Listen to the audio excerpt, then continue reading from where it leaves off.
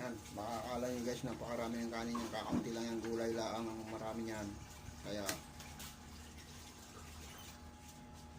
yan talaga. Ito ang paborito kong ulam. Yan guys, ito lang. Kulang pa tayo. Kulang pa akong gulay. Gulay na.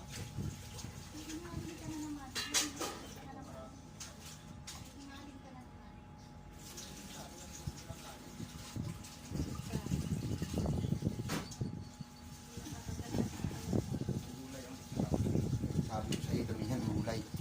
Ayan, dinagdagan pa natin ang gulay guys. Wow! So, diba?